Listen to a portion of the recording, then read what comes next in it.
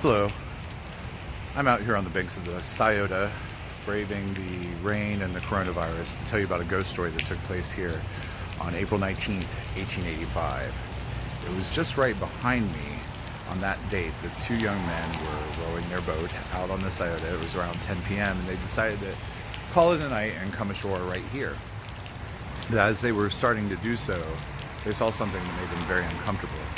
It was a man that was just standing on the bank right here, completely motionless, staring intently into the water. Now, something about him didn't feel right, and as they were getting closer, they started to get a little nervous. And right before they reached shore, they looked up and noticed he was gone.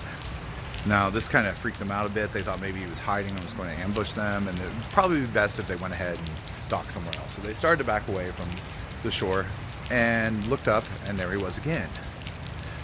Realizing it was really late and they didn't feel like rowing all the way to the other dock, they thought, okay, let's go ahead and give it a shot. So they start to come ashore, and as they do so, they shout out to him. He doesn't respond. He completely acts as if he's not even aware they're there.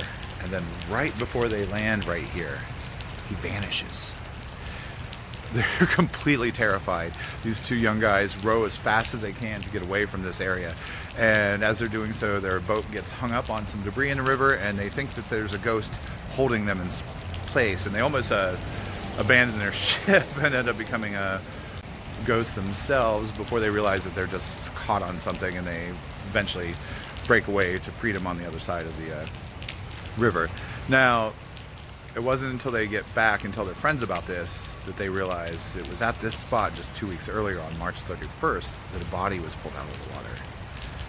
The body turned out to be a guy named John Gigi, and he'd been missing since January 8th of that year. He lived with his whole family just right over here in Franklinton, not too far away from where I'm standing. And he worked with his brother at the Neal House as dishwashers, which was a big restaurant and hotel just across from the State House.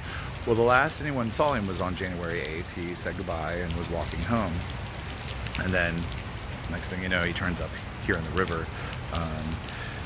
Suspicions pretty soon fell on his new wife. You see, 2 weeks before he had disappeared, he'd gotten married to a woman named Maggie Miller. She was a big, Zoftig German girl, and he was a small Swiss little guy.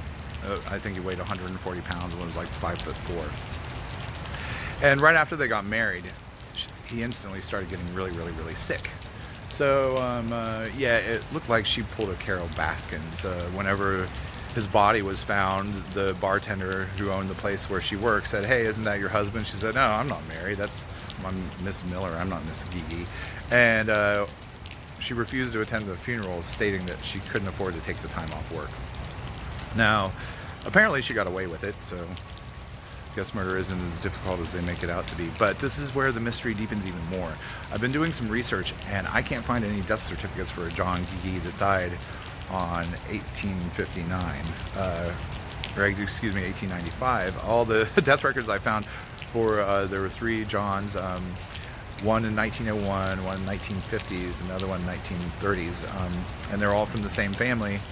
So if John wasn't the one that was dead there, then whose body was it? Anyway, that's a mystery for another day. Thank you for listening. Stay safe, and I hope to see you soon.